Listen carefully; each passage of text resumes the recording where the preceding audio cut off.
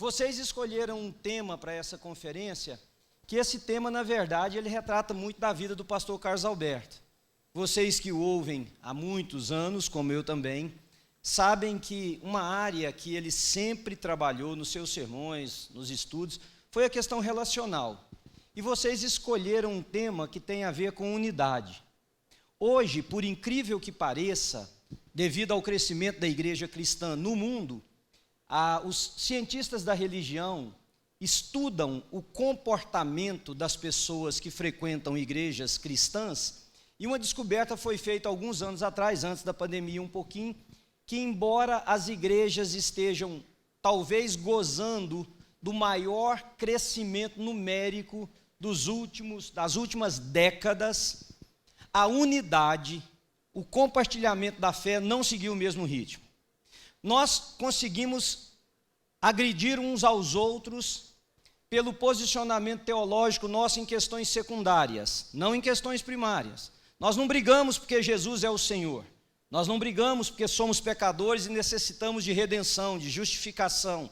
Nós não brigamos porque precisamos de santificação para as nossas vidas, mas nós discutimos se a gente usa pouco ou muita água na hora de batizar uma pessoa, e não somente isso, nós somos capazes de criar uma linha de separação entre os de muita água e os de pouca água. Concordam comigo? Não. Eu sou da pouca água, vocês são da muita. Né? Eu ainda estou aqui por enquanto, mas, bom, a gente consegue e conseguiu durante muito tempo separar comunidades porque nós interpretávamos os dons espirituais de uma forma diferente dos outros. Uns imaginavam que os dons espirituais, na sua totalidade, haviam cessado, que haviam manifestações espirituais diferentes daquela da era apostólica, outros criam que não, e com isso nós separamos diversas comunidades. Então nós estamos longe de ser um povo unido. E eu me atrevo, vou entrar num terreno cheio de minas aqui agora, em dizer que nesse ambiente que nós estamos lidando com casca de ovos. Porque aqui nós temos pessoas que pensam diferentes e nós estamos dispostos, nós perdemos o controle quando essas diferenças são trazidas à tona e precisam de ser tratadas. Então, afinal de contas, por que nós estamos falando sobre unidade, um só coração? Ora, a palavra de Deus, e se eu pudesse resumir a Bíblia, e nós vamos ler o texto já, a palavra de Deus, se eu pudesse resumir toda a Bíblia em uma palavra, eu sei que talvez você poderia dizer que a palavra mais correta fosse amor, perdão, você pode dizer muitas coisas e não está errado, mas para mim, a Bíblia é resumida em uma palavra: relacionamentos. Quando nós lemos a palavra de Deus, nós entendemos que relacionamento, só para vocês terem uma ideia, o tabernáculo que foi erigido no deserto, o verbo no hebraico, que é traduzido por tabernacular, é o verbo estar com. Deus manda construir um lugar para estar com o seu povo, o Criador dos céus e da terra, aquele que não tem deficiência nenhuma, aquele que não tem carência, aquele que nada lhe falta, manda edificar um lugar com uma única finalidade: ter relacionamento com o seu povo. No sangue de Jesus nós fomos feitos irmãos para nos relacionar uns com os outros até o dia em que nós estaremos com o nosso Senhor na eternidade.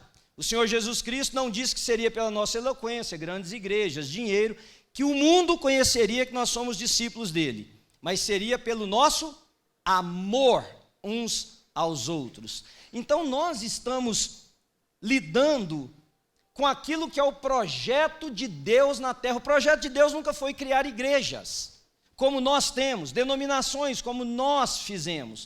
O projeto de Deus foi uma família de muitos filhos, de muitas filhas, semelhantes a Jesus, para a honra e para a glória de Deus Pai. Amém?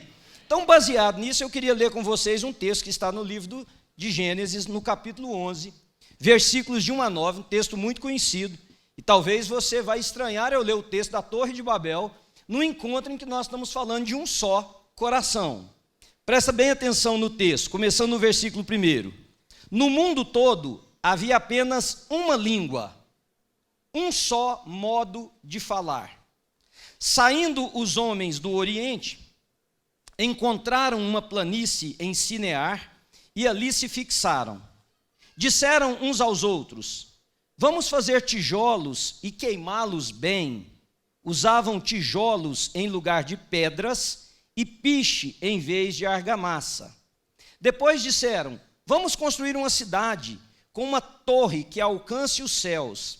Assim nosso nome será famoso e não seremos espalhados pela face da terra. O Senhor desceu para ver a cidade e a torre que os homens estavam construindo, e disse o Senhor: eles são um só povo e falam uma só língua, e começaram a construir isso. Em breve nada poderá impedir o que planejam fazer. Venham, desçamos e confundamos a língua que falam, para que não entendam mais uns aos outros. Assim o Senhor os dispersou dali por toda a terra, e pararam de construir a cidade. Por isso foi chamada Babel, porque ali o Senhor confundiu a língua de todo o mundo. Dali o Senhor os espalhou por toda a terra. Amém? Senhor, diante de nós está a Tua palavra, mas nós precisamos que o Teu Espírito venha sobre nós, sobre a minha vida que vou falar, sobre a vida dos meus irmãos que vão ouvir, para que nós possamos não só ter compreensão histórica, geográfica, teológica, mas muito mais, uma transformação das nossas mentes e dos nossos corações, para a honra e para a glória do Senhor. No nome de Jesus nós oramos. Você diz amém? Amém. Eu queria propor para vocês uma frase, que a unidade ou a união torna qualquer visão possível. A unidade torna qualquer visão possível. Eu não disse boa visão, eu não disse visão cristã, eu disse qualquer uma.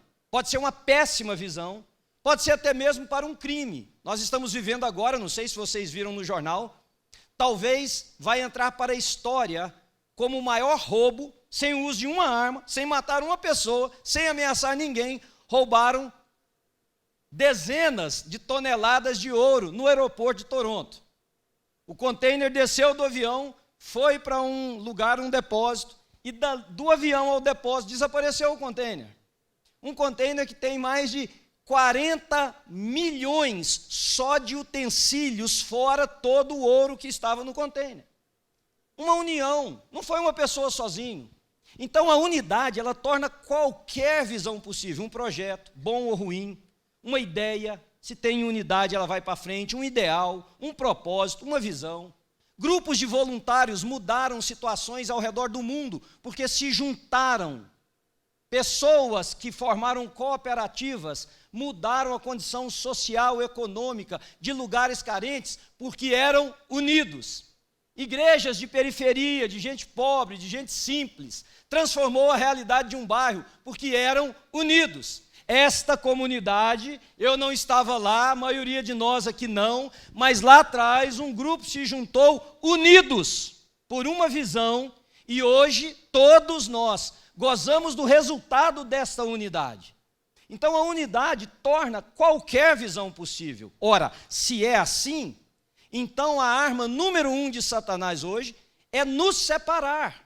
Porque nós hoje, eu quero propor isso para você. Se você for me ouvir hoje e amanhã, você vai entender. Nós vivemos entre Babel e Pentecostes. Vejam comigo, rapidamente. Em Babel, havia uma união tão forte que eles edificaram uma cidade, ou seja, aqui nós temos identidade. Eles edificaram uma torre, onde chegariam aos deuses ou a Deus. Aqui está a nossa religiosidade. E em Babel estava também a história. Veja o que o texto diz: nós jamais seremos esquecidos. Mas em Babel, as línguas foram confundidas, e se você ler o capítulo anterior, o capítulo de número 10, você verá que diz o texto, que termina o último versículo, que havia uma só língua, os povos se dispersaram, mas havia uma só língua. Mas no Pentecostes, no derramar do Espírito, naquele dia em que os irmãos estão esperando a promessa de Jesus, e que o Espírito é derramado, o que acontece no Pentecostes? Um reverso de Babel. O que eles deixaram de entender em Babel, eles começam a entender no Pentecostes. Acompanha comigo. Lá em Babel tem 2 homens trabalhando. Eles estavam assentando tijolos. E um virava para o outro e falava: me passa tijolo. O cara passava tijolo. me passa aí, sei lá, argamassa, piche, e eles colocavam, assentavam. De repente, o cara vira para trás e fala, me dá tijolo. Aí o cara olha para ele assim, fala, tijolo, rapaz. O cara está olhando para ele, você não está escutando, me dá tijolo. E o cara está olhando e não tem a menor noção do que ele está dizendo. Aí um outro, lá do outro lado, diz assim, você quer tijolo? E ele diz, sim, eu quero tijolo. Ele atravessa, vai lá, tira da mão do outro que está meio embasbacado, entrega o tijolo para o homem. As línguas, os povos foram separados por compreensão linguística. Esse que pediu o tijolo se junta com aquele de lá. O outro que entendia está aqui, vê alguém dizer para ele numa outra língua, e os povos são dispersos. O que Babel dispersou, o Pentecoste uniu. Você diz amém? O que Babel trouxe de incompreensão, o Pentecostes trouxe de compreensão. Porque a gente briga se a língua do Pentecostes é uma língua dos anjos ou dos homens, e eu tenho certeza que é outro terreno minado que eu vou caminhar, mas independente de você achar que é a língua de anjo, o anjo então sabia a língua da terra. Você tem que concordar comigo. Porque uma análise do texto diz que havia em Jerusalém homens piedosos vindo de diversas regiões da terra, e cita as regiões, é como se nós disséssemos assim, tem americano, tem brasileiro, tem argentino, tem sueco, ou gente que fala a língua escandinava, lá para cima, tem russo, tem chinês, estava todo mundo ali. Quando desce o Espírito Santo e aqueles homens começam a falar, alguém diz assim, não são, vocês estão me acompanhando, gente? Não são porventura esses todos galileus, ou seja, são da região da Galileia, falam com um sotaque próprio, é igual o meu sotaque aqui de goiano, ou o seu de paulista. Esse cara é paulista, ele tem um sotaque de quem é sofredor do Corinthians, você entende? Entende? Nem todo mundo é, entendeu? Palmeirense como eu, felizardo. Tá aí, eita! Essa é a igreja que eu tenho que voltar, Beto. Então, aí, vejam, se a língua era de anjo, o anjo sabia falar a língua da terra. Porque o cara diz assim, como sendo esses todos galileus, eu estou escutando ele falar na minha língua materna. Aí você pode dizer, então não era língua estranha? Podia ser estranha para o cara, mas o milagre é muito maior do que você imagina, porque o Espírito Santo deu a capacidade de, no meio da dispersão, nós nos entendermos novamente. Louvado seja Deus. Pais precisam de um derramar do Espírito Santo para entenderem seus filhos, maridos entenderem as suas mulheres e vice-versa, pastores e as suas ovelhas, ovelhas e os seus irmãos. O Espírito precisa ser derramado para que a gente volte a entender um ao outro. E entender o que nos une, o que nos faz povo. Porque o propósito de Deus não é criar outra coisa a não ser uma família. Então, deixa eu ajudar você a entender uma coisa. Quando nós somos unidos, algumas coisas acontecem. E uma das mais importantes que eu imagino seja a razão pela qual Satanás tenta nos separar tanto, é porque na unidade há uma multiplicação de recursos. Esse é um princípio básico das cooperativas. Eu tenho uma vaca, por exemplo.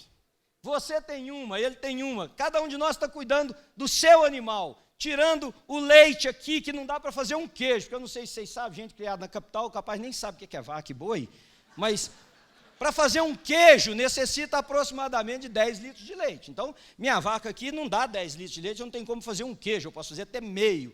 Só que se nós entendemos que se juntar o leite dessas 3 vacas, nós começamos a produzir em escala. E a gente começa a vender e ter dinheiro, e esse dinheiro pode provocar distribuição de renda mais adequada, e nós podemos então começar a ter dinheiro coletivamente. Vocês estão entendendo, gente? Quando nós somos unidos, há uma multiplicidade de recursos. Veja o texto. Sabe como é que se construía naquela época? Com pedras. As pedras eram colocadas uma sobre a outra. Elas, por pressão, elas se mantinham. E uma construção muito bacana, se você for para a Europa e ver, por exemplo, o aqueduto de Segóvia, não há argamassa naquele aqueduto, nenhuma. As pedras, a pressão da pedra segura e está lá, é um aqueduto milenar. Não é? Mas não é que a construção era ruim, só que alguém disse assim, vamos fazer tijolo. vamos queimar os tijolos, e ao invés da gente usar a argamassa, vamos usar o que nós chamamos de piche hoje. E aquilo dava uma adesão. De onde veio essa ideia? Essa ideia, querido, está espalhada entre nós, porque Deus manifesta a sua multiforme graça no meio dos irmãos que habitam em unidade. Nada pode deter um grupo que é unido de mente e coração, porque nesta unidade Deus vai manifestar o seu poder. A soma de todos nós aqui, não há ninguém que seja mais inteligente do que a soma de todos nós. Não há dom, por mais perfeito que seja maior ou melhor do que a soma dos nossos dons. E sabem de uma coisa? O corpo de Cristo nunca foi sonhado para ser uma pessoa como centro e os outros periféricos. O corpo de Cristo foi sonhado, desenhado para ser um corpo, onde cada um tem uma função, onde cada um tem um dom, e onde esse corpo, quando saudável, ele trabalha para que tudo aquilo que ele realizar seja bom. Então, quando você pensar em unidade, ou quando você pensar em desunião, você precisa entender que o trabalho de separar foi o trabalho criado por Satanás. Quando o Senhor Jesus está lá no Getsêmani, naquela noite em que ele começa a sentir as dores da sua morte, Satanás havia atuado no coração de um homem chamado Judas, para quebrar aquilo que o Senhor Jesus Cristo veio fazer. A desunião é a arma mais satânica. Agora, por que nós não andamos em unidade? Eu levanto um problema para provocar vocês nessa noite. Eu uso o verbo provocar, não no sentido de te agredir, mas de te chamar à vocação, de te chamar à reflexão, porque nós confundimos unidade com homogeneidade, nós confundimos ser unidos com sermos iguais. Vocês já imaginaram se, por exemplo, todo mundo fosse corintiano? Que desgraça que seria essa terra? Não dá, ué. Entendeu? Vocês já imaginaram se não existisse, por exemplo, o estado de Goiás, que é o centro? Você quer conhecer o trono da graça de Deus, você vai no centro-oeste, olha para cima, gente, você está lá de baixo. Então, a gente confunde unidade com homogeneidade, fizemos isso por anos. Só faria parte do nosso grupo quem fosse igual a nós, quem vestisse igual a gente, quem conversasse igual a gente, quem se comportasse igual a gente, quem cumprisse todos os ritos religiosos que nós entendermos ser os ritos nossos. Você quer vir para o nosso grupo, você se ajeite e seja como a gente. Homogeneidade e unidade são duas coisas completamente diferentes. Aliás, a beleza da unidade é quando pessoas totalmente diferentes conseguem reconhecer que há algo maior. Irmãos, presta atenção. Eu sou de uma origem presbiteriana. Eu já sofri bullying por causa disso, já não dá nem para falar. Já fui pregar uma vez num lugar, o cara falou assim, você foi batizado nas águas? Eu falei, eu só conheço batismo com água. Aí eu fiz de besta, né? Nas águas. Falei, era águas, porque pingava muitas gotas na minha cabeça, então era águas. O cara foi, por fim, ela apelou, falou, você está entendendo o que eu estou falando? Eu falei, eu acho que você não está me entendendo. Você desceu as águas? Eu falei, não, as águas desceram a mim. As águas desceram a mim. Fui mexendo até onde... Pelo amor de Deus. E aqui eu não estou me falando de batismo. Batiza com muita, com pouca água, o jeito que você quiser. Mas, irmãos, eu amo Jesus, você ama Jesus. Foi o sangue de Jesus que nos salvou. Nós cremos na redenção dos nossos pecados, não pela quantidade de água que é derramada na nossa cabeça, ou se nós baixamos a água, que eu também já fui batizado nesse aí também, porque aí completou. O cara fala agora, você desceu, desci. A água desceu, eu desci, o que mais que falta? Me fala o que falta, porque eu vou cumprir também, para ver se resolve esse problema. Nós temos muito mais em comum, muito mais para nos unir do que para nos separar.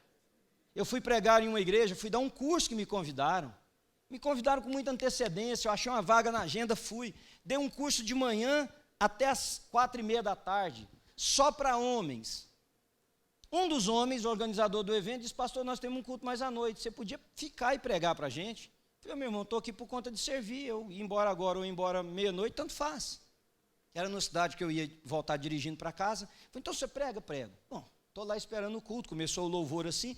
Aí eu estou vendo que está tendo um problema qualquer no canto com um pastor da igreja lá. Aí o irmão chegou para mim e falou, pastor, estou tão constrangido. Falei, o que foi? Falou assim, o senhor não vai poder pregar. Por quê? Cadê o paletó do senhor? Falei, que paletó? O que é esse instrumento? Que indumentária é essa? Falei, não, pastor, não pode subir no púlpito. Falei, meu irmão, eu estava lá em cima até agora. Que diferença faz de 4h30 da tarde para 7 horas da noite, gente? Pelo amor de Deus, o que mudou? Não, não pode. E o pastor de lá é desse tamanho assim, ó. Aí ele falou assim, já sei, eu vou te dar um paletó do pastor. Você usa? Eu falei, não uso não, senhor. Imagina eu andando lá com aquele negócio, sobrando para todo lado. Falei, não uso. Falei, meu irmão, aí eu já estava, falei, eu já nem posso pregar mais, que eu já estou pecando. Que palhaçada é essa? Eu estava lá em cima, vocês me trouxeram para falar para os homens dessa igreja. Agora escureceu, o pessoal tocou, cantou, vai o mesmo cara com a mesma roupa. O que mudou? Não, não pode. Falei, então também não prego. Pronto. Não prego. Prego não. Irmãos, nós somos diferentes, mas podemos e devemos ser unidos. Nós gostamos de música diferente. Eu e a Ana, já contei aqui nessa igreja, se a Ana andar no carro comigo, ela enlouquece, porque eu ouço música no último volume com o vidro fechado. Em igreja eu gosto de ficar perto da caixa de som. Eu gosto de sentir o contrabaixo tremendo minha roupa. Dá para você entender mais ou menos? Não. A Ana gosta, ela amou o pastor Casalberto sussurrando, ela falou para mim, sussurra. Eu falei, Ana, eu não canto, que dirá sussurrar. Não canto nada, dirá sussurrar. Nós vemos a vida diferente. Nós fomos criados em situações familiares diferentes. Nós viemos de contextos sócios, culturais, econômicos diferentes. Mas, irmãos, nós podemos e devemos ser unidos. Sabe por quê? Porque Jesus Cristo veio buscar e salvar o pecador dos quais eu e você fazíamos parte. E Ele veio nos salvar para que nele nós fôssemos um. Não para que nós fôssemos vários nele. Porque deixa eu te explicar uma coisa. Nós não é muito eu colocado juntos. Nós não são muitos eus colocados juntos. Nós podemos ter uma reunião de eus, e é o que eu acho que a maioria de nós tem hoje em dia, e não termos nós. Nós só acontece quando eu e você somos capazes de matar o nosso eu, para poder viver com outro eu que também morreu, e aí nós formamos nós. Do contrário, nós somos uma reunião de eus. E é por isso que a gente briga. Porque o eus não gostou da música que tocou.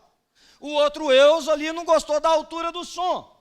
Tem um eus para colar que acha que o pastor não pode vir de camisa de manga curta. O outro eus ali quer que sussurra. Pelo amor de Deus, sussurrar. Não, ainda manda olhar para o outro. Eu falei que eu ia descontar, né? Ainda manda olhar para o outro.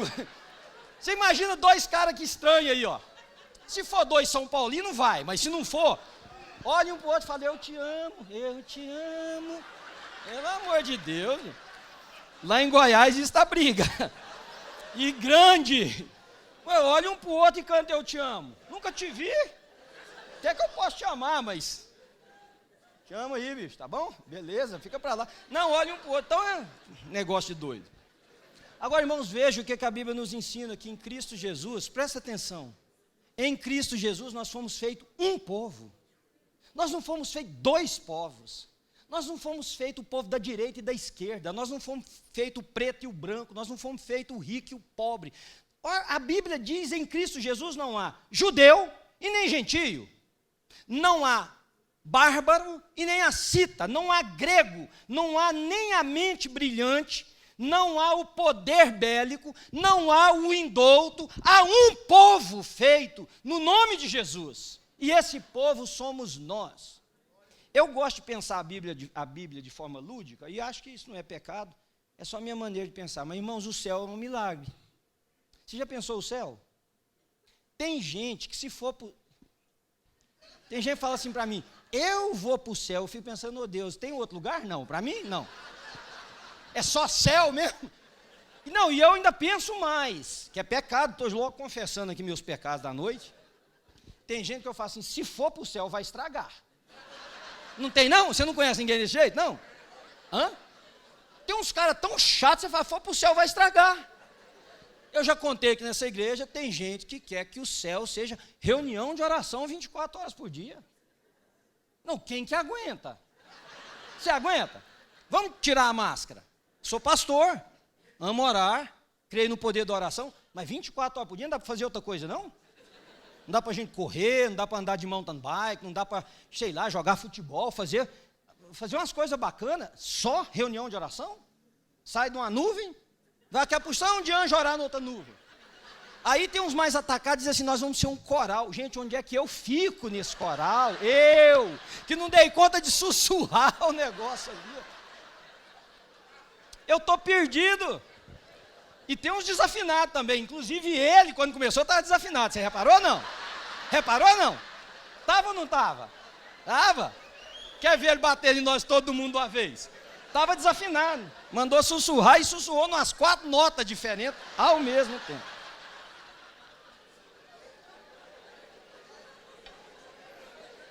Então não pode ser para isso que Jesus morreu. Não pode ser para isso, irmãos. Jesus não morreu para que a gente, por causa de uma preferência política, matasse nos nossos corações pessoas. Você entende o que eu estou dizendo? Você tem o partido político que você tiver. Para mim, pouco interessa. Mas Jesus não morreu para a gente matar o outro porque pensa diferente da gente. Porque tem um cabelo diferente. Porque tem uma tatuagem diferente. Porque tem, sabe? E nós nos esquecemos de tudo o que fundamenta a nossa fé.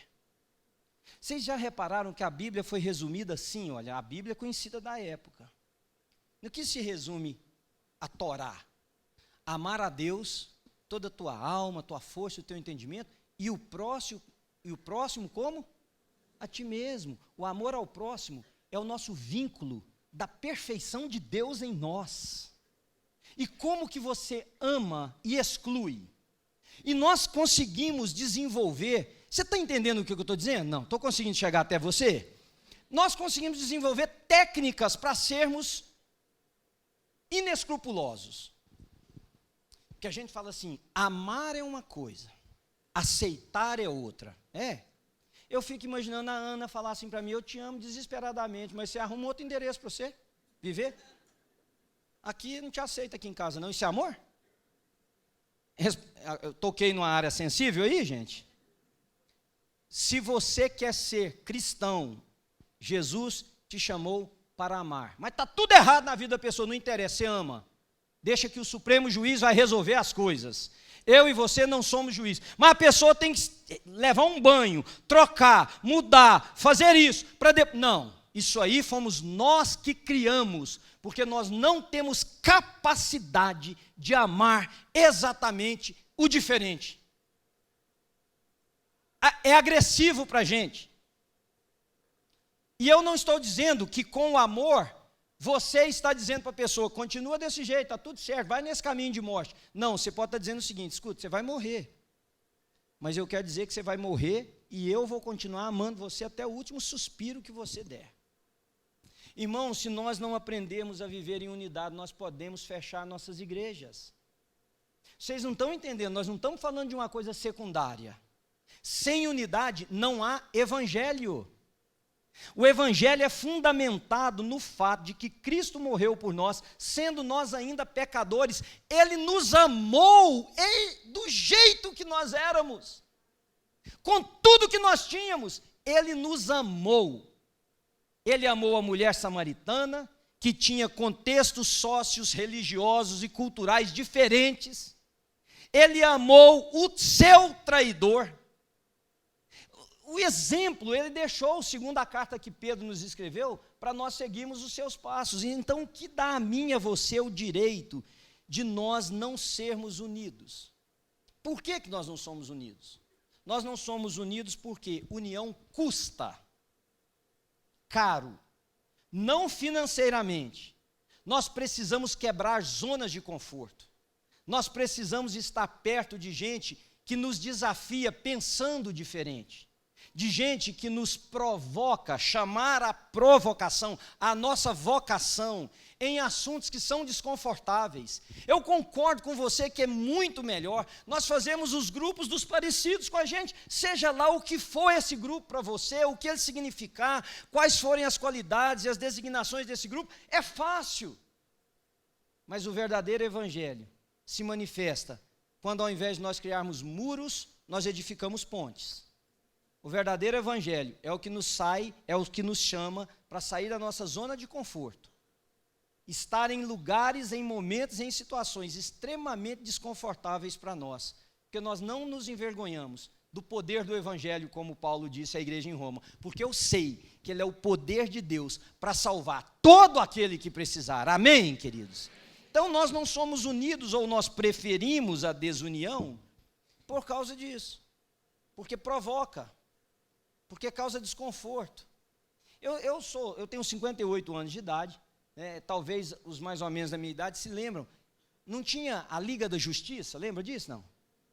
Os mais novos devem se lembrar dos Avengers, Todos eles tinham poder, muito poder, mas quando eles entenderam que a força de todos colocados juntos fazia com que eles vencessem o mais forte inimigo que eles tivessem em comum, tornou-se um grupo e não mais uma pessoa.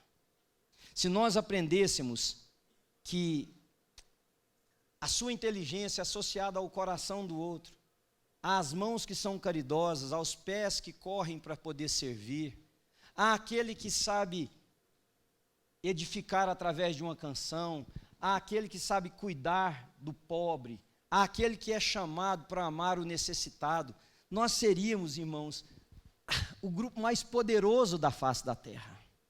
E, no entanto, nós estamos fraccionados, porque uma igreja é mais escura do que a outra, porque uma igreja tem luzes e outra não tem, porque do mesmo lado sentam homens e mulheres, porque uns ficam em pé e gritam mais altos do que os outros, porque alguns dançam e outros não, porque alguns fazem uma ceia semanalmente e os outros mensalmente.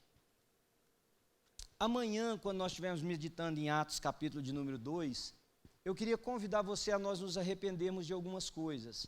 Mas eu queria terminar minha fala para vocês nessa noite, dizendo para vocês que o Senhor Jesus deixou 3 coisas para nós que são muito maiores do que a nossa própria força e que só se concretizará na nossa união. A primeira delas está no Evangelho de Mateus, porque ele nos deu uma grande comissão. Ide por todo o mundo e pregai o Evangelho a toda criatura. Eu não consigo sozinho, você não consegue sozinho, nós precisamos uns dos outros, nós precisamos deixar de lado aquilo que nos separa e dizer, vamos mostrar para esse mundo que nós temos um Senhor, uma grande comissão. Mas ele deixou também um grande mandamento, está lá em Marcos capítulo 12, versículo 31, ame o seu próximo como você ama você, ou ame o seu próximo como a si mesmo. Mas ele deixou também um grande desafio. Então, ele deixou uma grande comissão, ele deixou um grande mandamento, e ele deixou um grande desafio, que é o sinônimo dessa conferência, que é nós termos uma grande unidade. Evangelho de João, capítulo 17, versículo 23. Já viu o pastor Carlos Alberto falar esse versículo tantas vezes. Eu neles e eles em mim. Que eles sejam levados à plena unidade, para que o mundo saiba que tu me enviastes e os amaste, como igualmente me amou, ou me amaste. Uma grande unidade. Uma unidade que vê no outro o imago Dei. Uma unidade que não vê no outro uma placa denominacional, uma escolha teológica, que vê no outro a imagem de Jesus Cristo. Uma unidade que nos faça refletir sobre coisas que nós... Eu contei aqui nesse púlpito, não sei quantos se lembram, uma vez um grupo de milionários americanos queriam fazer uma obra de caridade na Índia. Então eles foram visitar a Madre Teresa, que trabalhava em Calcutá com leprosos. E andaram pela cidade, viram a pobreza, a dificuldade daquele lugar. Foram, esperaram encontrar um hospital chique, uma clínica cheia de recursos, de bons médicos, de aparelhos, de medicamentos. Chegaram lá e encontraram um posto de saúde, muito envelhecido, muito pobre.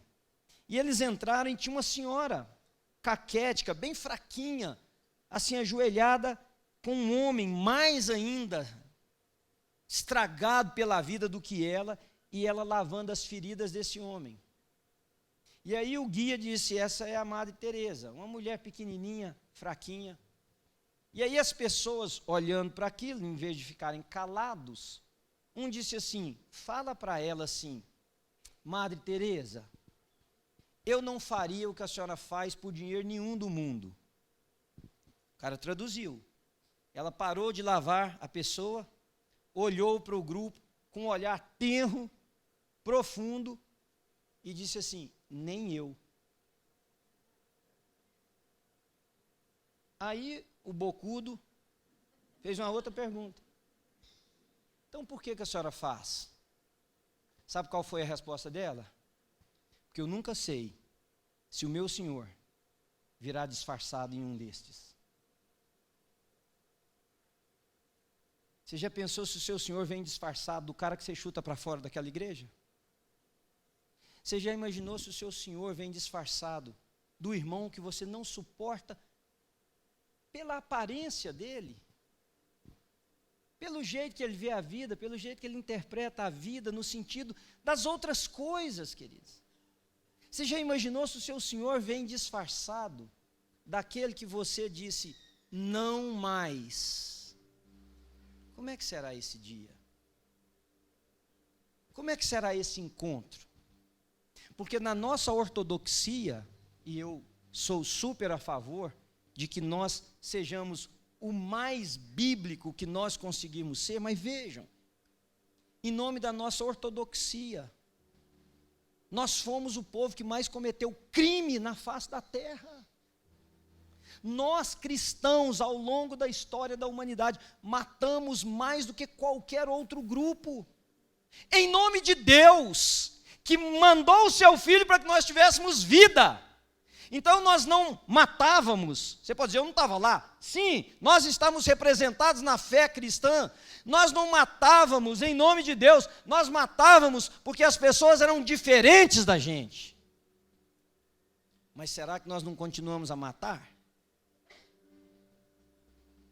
Aqui nessa igreja, uma vez que eu estava pregando, eu desci, e um senhor encontrou comigo ali chorando, disse assim, pastor, aquilo que você falou me marcou muito. Falei, por quê? Ele falou assim, porque hoje, domingo, eu estou indo para casa almoçar sozinho. Eu não conheço, ele nem daqui era, estava aqui visitando. Falei, como assim? Ele falou, por causa da política, eu expulsei meus 2 filhos de casa. A mãe tomou as dores dos filhos. Ela se recusa a almoçar comigo. Todo domingo, eu saio da igreja e vou para casa, sentar numa mesa e comer sozinho. Aí eu disse assim para ele, o senhor não acha que tem algo errado com essa equação?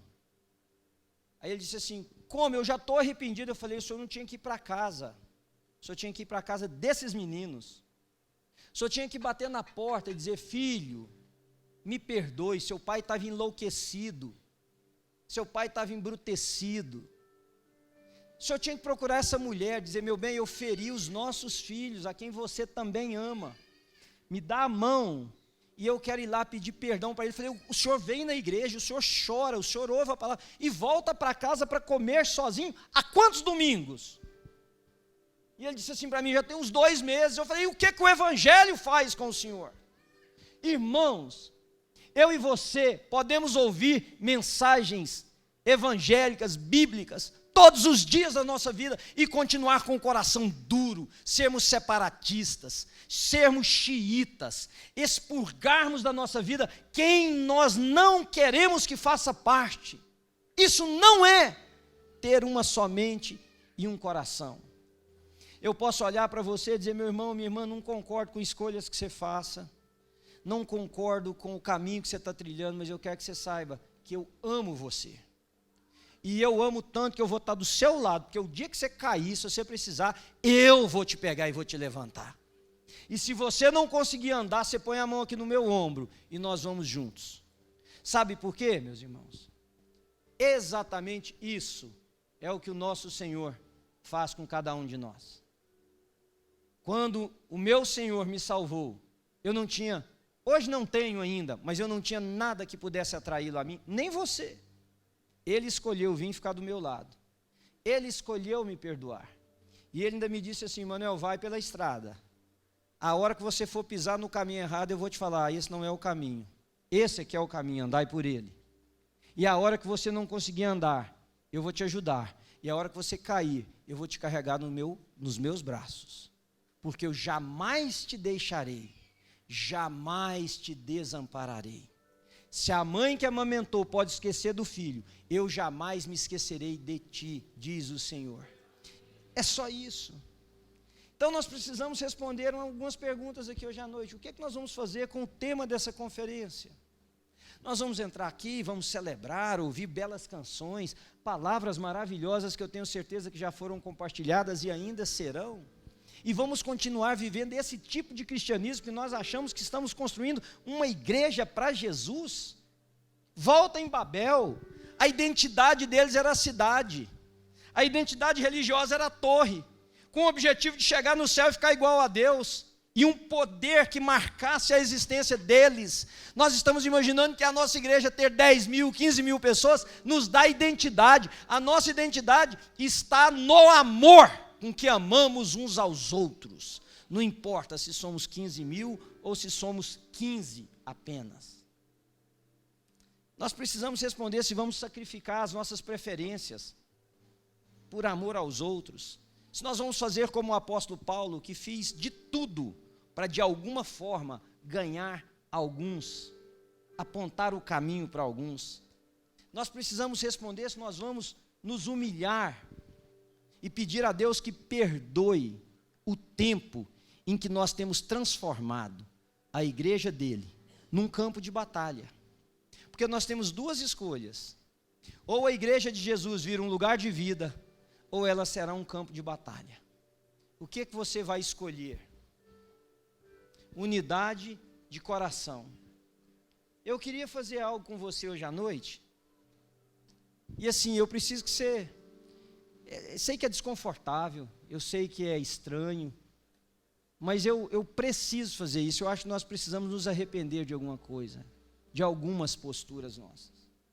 E eu queria te convidar, em nome de Jesus, se você entende que na sua caminhada de vida, de alguma forma, você fechou mais portas do que tem aberto, você está construindo mais muro do que pontes, quem sabe nós podemos clamar pela misericórdia de Deus ser derramada sobre a nossa vida nessa noite, e transformar as nossas comunidades de fé em lugar de abrigo, em lugar de segurança, em lugar de amparo, em lugar de amor, até que aquele que vem separar o que tem que ser separado, volte e faça o trabalho que não é meu, que não é seu, que é dele.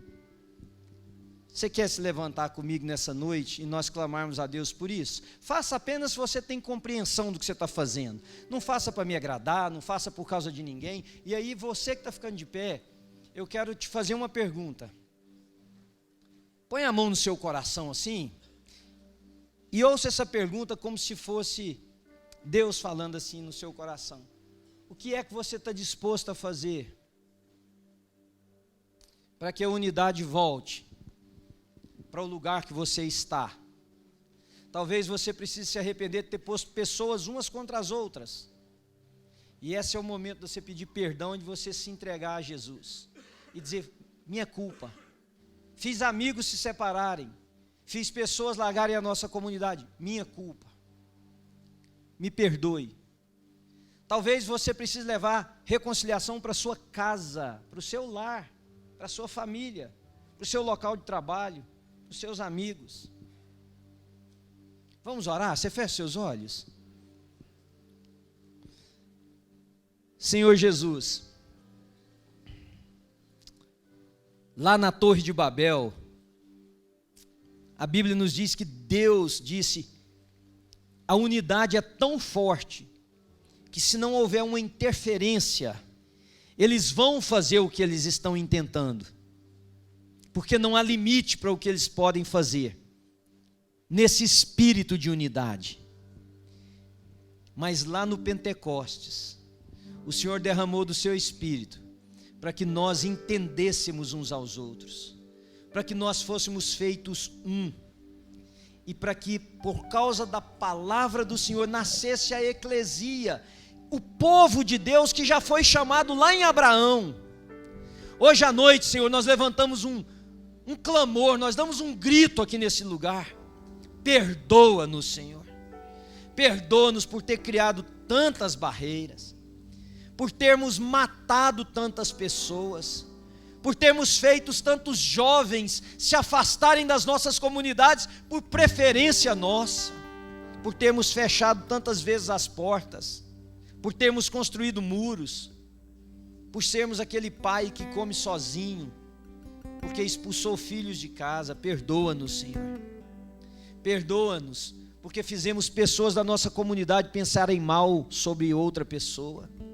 Perdoa-nos, porque espalhamos contendas e divisões, porque espalhamos o mal, porque não fomos pacificadores como devem ser os filhos de Deus. Fomos beligerantes, agressivos, violentos, no pressuposto de defender a fé. Perdoa-nos, Senhor. Nós nos arrependemos diante do Senhor, e nos arrependemos não somente como um ato aqui, mas como uma coisa profética, um ato profético. Nos arrependemos para ser diferentes, Senhor.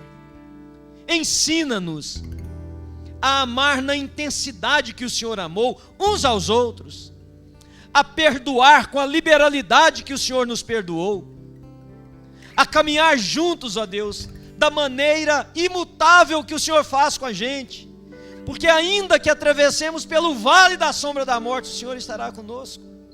A tua vara e o teu cajado irá nos consolar. Senhor, a nossa comunidade seja um lugar percebido pelo amor, pelo cuidado mútuo, pelo amparo, pelo quebrantamento, pelo respeito, pela amizade. Que o evangelho aqui pregado, ó Deus, e pregado nas nossas comunidades, possa abalar o mundo, porque é uma mensagem de um Deus que salva pelo amor e coloca os seus filhos na terra para que o seu rosto seja conhecido. Perdoa-nos, Senhor. E, ó Deus, em nome de Jesus, restaura aquilo que nós estragamos. Restaura, Senhor. Restaura lares feridos, restaura igrejas machucadas, restaura amigos que choram por estar longe um do outro. Restaura, Senhor. Restaura relacionamento de pais e filhos, restaura casamentos. Acima de tudo, ó Deus, restaura-nos, restaura cada um de nós, para vivermos conforme o nosso chamado. Nós fazemos isso em nome de Jesus de Nazaré. Você diz amém, querido? Deus abençoe.